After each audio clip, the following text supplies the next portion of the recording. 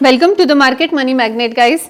आज हम यहाँ इस वीडियो में बात करने वाले हैं मोनोपोली स्टॉक्स के बारे में या मोनोपोली बिजनेस या कंपनीज के बारे में।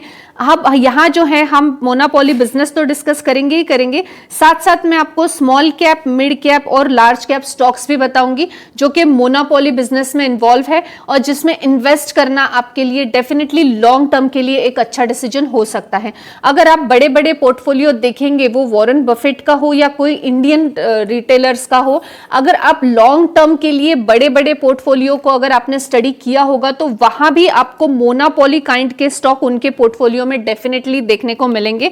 बशर्ते सिर्फ मोनोपोली है इसलिए ये स्टॉक्स उनके पोर्टफोलियो में नहीं होते, बल्कि साथ साथ उन्होंने डेफिनेटली फंडामेंटल्स भी इसके स्टडी किए होते और फ्यूचर में बिजनेस ग्रोथ को देखने के बाद मोनोपोली काइंड ऑफ स्टॉक्स को आप लॉन्ग टर्म के लिए अच्छे ऑप्शन समझ के डेफिनेटली अपने जो पोर्टफोलियो में इनको जगह दे सकते हैं। तो आज यहाँ इस वीडियो में हम स्मॉल कैप, मिड कैप और लार्ज कैप मोनोपोली स्टॉक्स देखेंगे। सबसे पहले हम देख लेते हैं मोनोपोली स्टॉक्स यानी एग्जैक्टली क्या। तो जो कंपनी है ये सोल प्लेयर होती है या लार्जर कॉम्पिटिटर होती है मोनोपोली मार्केट में। यानी अगर मैं आपको यहाँ पे सिंपल और आसान भाषा में समझाऊं तो ये एक मोनोपोली स्टॉक है या कंपनी है जिसके पास एक लार्जर जो है प्लेयर है या कॉम्पिटिटर है, ये एक स्पेसिफिक इंडस्ट्री का, सपोज टू बी यहाँ पे एफएमसीजी अगर हम ले ले तो एफएमसीजी का ये एक मोनोपोली कंपनी हमें देखने को मिलेगी। और ये जो स्मॉल स्केल दिख रहा है यहाँ पे स्मॉल पीस, ये 1/3 पीस है, ये हमें जो है कॉम्पिटिटर इस सेक्टर के देखने को मिलेंगे। यानी ये भी एफएमसीजी सेक्टर से बिलोंग करने वाली कंपनियां हैं, लेकिन इन सबसे जो मोनोपोली यानी मैक्सिमम मार्केट शेयर है वो इस कंपनी के पास है। यानी ये कंपनी जो है एक लार्जर स्केल यहाँ पे है। दूसरा तो हम इसमें एक और चीज ये देख सकते हैं कि कस्टमर जो है कंटिन्यू सेम प्रोडक्ट और सर्विसेज बाय करता है क्योंकि कंपनी का कंट्रोल उस मार्केट पे है। यानी अगर स्पेसिफिक एफएमसीजी सेक्टर के पास इतना बड़ा कंपनी है या मोनोपोली है तो डेफिनेटली कुछ प्रोडक्ट पे उसका कंट्रोल है जो कि सिर्फ स्पेसिफिक उसी कंपनी से या उसी बिजनेस से हम लेते हैं। तो मोनोपोली स्टॉक में ये भी एक बेनिफिट होता है। सेकेंड देखेंगे तो उसके अलावा बहुत सारी कंपनी के बैरियर्स हमें देखने को मिलते हैं। इंडस्ट्रियल बैरियर हम कह सकते हैं मोनोपोली स्टॉक की वजह से, जैसे कि बिल्डिंग टेक्नोलॉजिकली बैरियर्स एक होता है। उसके अलावा डिस्ट्रीब्यूशन रिच एंड रेगुलेशंस भी एक बैरियर देखने को मिलता है। उसके अलावा कस्टमर जो है सेम प्रोडक्ट सेम कंपनी से बाय करते हैं ड्यू टू वो स्विचिंग कॉस्ट नहीं देना चाहते। अगर मोनोपोली स्टॉक है इसका एक प्राइस मेकर हम कह सकते हैं इसको है। अगर ये इनकी बैरियर एंट्रीज ना हो और अगर इनको दूसरे किसी कंपनी से कुछ बाय करना है तो डेफिनेटली स्विचिंग कॉस्ट जो होगा, मोनोपोली स्टॉक के पास अगर सपोज टू बी 100 रुपीज का कोई चीज है जो कि हमें स्विचिंग कॉस्ट दूसरे कंपनी को 105 रुपीज पे करनी पड़ रही है, तो ऑब्वियसली हम ये 5 रुपीज एक्स्ट्रा नहीं देना चाहेंगे और सेम हम 100 रुपीज की चीज को ही बाय करेंगे। तो इस स्विचिंग कॉस्ट से बचने के लिए भी मोनोपोली स्टॉक्स जो है ये मैक्सिमम प्रेफर किए जाते हैं। इसके अलावा हमने डिस्ट्रीब्यूशन और रिच तो ऑलरेडी देख लिया है। अगर इसके अलावा कंपनी का जो गुडविल होता है वो यानी क्रिटिकल फैक्टर है एक, जिसके चलते कि लोग स्विच नहीं करते। एक मोनोपोली स्टॉक अगर है जो इतने बड़े एक एरिया को ऑलरेडी कंज्यूम करके रखा हुआ है तो इसका गुडविल भी उतना बड़ा होगा, उतना ट्रस्टवर्दी होगा। उस वजह से भी लोग ये छोटे मोटे जो कंपनीज हैं इनको जो है चांस नहीं देना चाहते, स्विच नहीं करना चाहते। तो जैसे कि हमने यहाँ पे देखा कि मोनोपोली अगर जो स्टॉक होता है उसका प्राइस मेकर है, बैरियर एंट्रीज होती है, डाउनवर्ड स्लोपिंग डिमांड है, नो क्लोज सब्स्टिट्यूट्स अवेलेबल उनके पास नहीं होते, फुल कंट्रोल होता है सप्लाई के ऊपर, और फर्म इटसेल्फ एन इंडस्ट्री, ये इटसेल्फ एक इंडस्ट्री है जिसके चलते कि बाकी लोगों के बैरियर के चलते मोनोपोली स्टॉक्स जो है ज्यादा से ज्यादा अच्छा करते हैं या ज्यादा से ज्यादा प्रॉफिट जनरेट करते हैं क्योंकि एक लार्ज मार्केट का जो एक उनके पास शेयर है वो लार्जर अमाउंट में देखने को मिलता है। 50, 60, 70% हम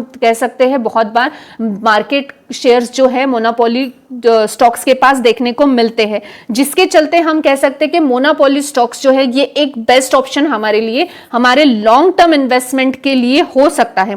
क्योंकि लॉन्ग टर्म इन्वेस्टमेंट में हमें ऐसे ही स्टॉक चाहिए जो कि कंसिस्टेंसी से प्रॉफिट जनरेट करे, और प्रॉफिट जनरेट करने के लिए अगर शेयर इनके पास 50 या 50 से ज्यादा % में है तो डेफिनेटली ये स्टॉक्स करते हैं। इसीलिए बड़े से बड़ा इन्वेस्टर्स हो या छोटे से छोटा इन्वेस्टर हो, ये डेफिनेटली मोनोपोली स्टॉक्स को अपने लॉन्ग टर्म पोर्टफोलियो में जगह देते हैं। अब यहाँ पे ये भी डिफरेंशिएट है कि लॉन्ग टर्म और शॉर्ट टर्म दो पोर्टफोलियो डेफिनेटली सब लोग मैनेज करते हैं। लॉन्ग टर्म के लिए हम मोनोपोली स्टॉक्स को जो है जगह देते हैं, शॉर्ट टर्म के लिए हो सकता है हम बहुत सारे वेरिएशंस में जो है स्टॉक्स रखें। अब यहां जो है हम 3 अलग अलग सेक्टर्स की कंपनियां लेंगे, जैसे कि फर्स्ट स्मॉल कैप लेंगे, देन मिड कैप की कंपनी और फिर लार्ज कैप की लेंगे। तो यहां पे मैं एक डिस्क्लेमर जरूर देना चाहूंगी कि अगर आप किसी स्मॉल कैप कंपनी में इन्वेस्ट करते हो ड्यू टू मोनोपोली स्टॉक, तो यहां पे हायर रिस्क होगा। यहां पे स्टॉक कभी भी 50-60% डाउन भी जा सकता है। जस्ट बिकॉज ये मोनोपोली स्टॉक है तो हम इसको अंडर एस्टिमेट करके डायरेक्ट बाय नहीं कर सकते। मिड कैप में भी आप सेम चीज देख सकते हैं, मिड कैप स्टॉक्स भी जो है अप एंड डाउन्स होते रहते हैं, तो उस हिसाब से हम यहां पे भी रिस्क इन्वॉल्व रहता है। अगर हम लार्ज कैप की बात करें तो डेफिनेटली लार्ज कैप स्टॉक्स एकदम से डाउनग्रेड नहीं होते, ये काफी हम इसको कह सकते हैं स्टेबल हमें देखने को मिलते हैं, लेकिन इसमें रिटर्न भी आपको थोड़े बहुत जो है कम देखने को मिलेंगे कंपेयर टू मिड कैप और स्मॉल कैप के।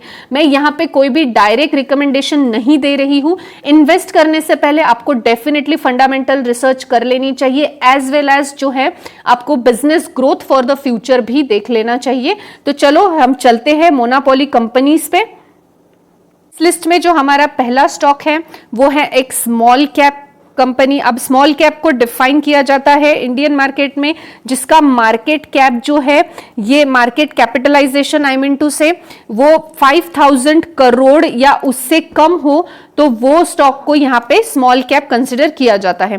तो आज की लिस्ट में हमारा पहला स्टॉक है oriental carbon and chemical limited. Oriental carbon and chemical limited आप देख ही सकते हैं, इसका मार्केट प्राइस जो है 759 रुपीस का है।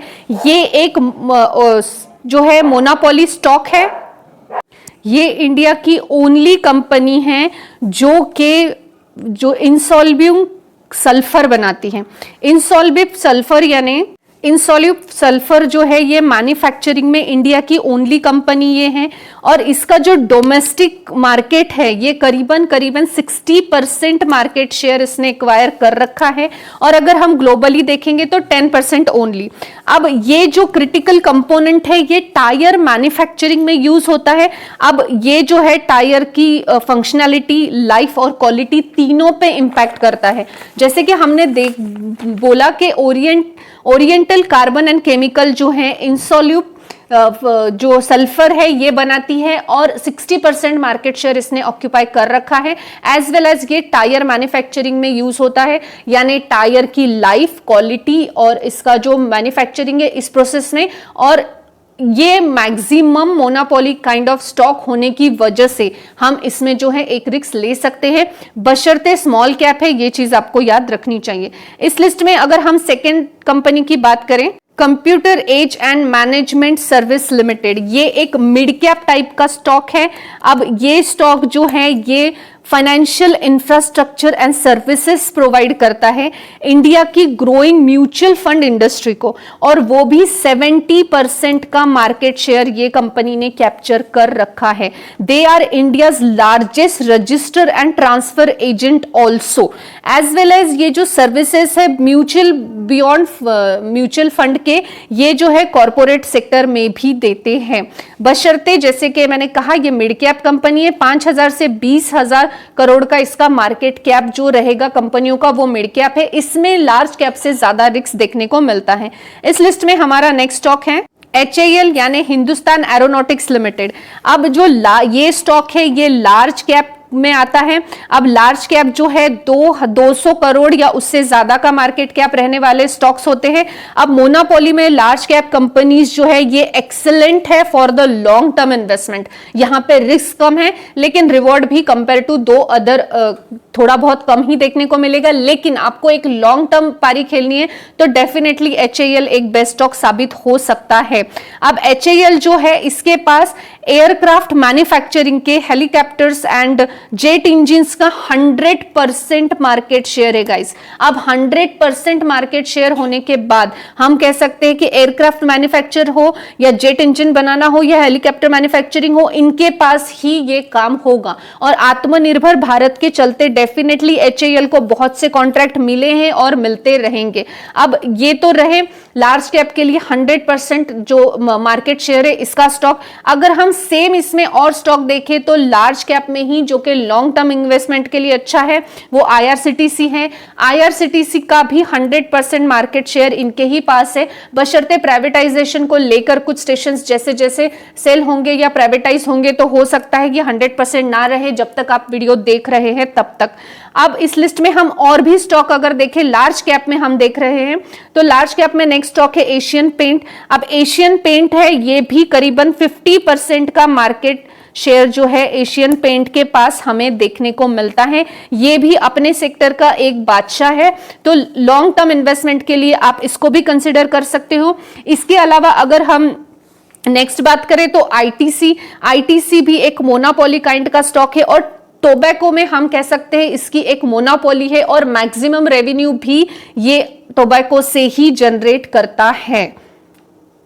तो मोनोपोली इंडस्ट्री है ये डेफिनेटली हार्ड है स्टैब्लिश करने के लिए और मेंटेन करने के लिए भी। जैसे कि हमने इस वीडियो में देखा कि मोनोपोली क्या है, मोनोपोली स्टॉक्स और बिजनेस और कंपनीज क्या होती है, एज वेल एज हमने स्मॉल कैप, मिड कैप और लार्ज कैप के भी कुछ स्टॉक देखे। Monopoly stock long term investment के लिए अच्छे हैं, स्पेसिफिकली लार्ज कैप स्टॉक्स अगर आप मोनोपोली स्टॉक्स अगर आप चूज करेंगे for the long term investment तो डेफिनेटली एक सेफर और अच्छे रिटर्न्स आपको बना के ये दे सकते हैं। आई होप आपको इन्फॉर्मेटिव लगी होगी। Thanks for watching.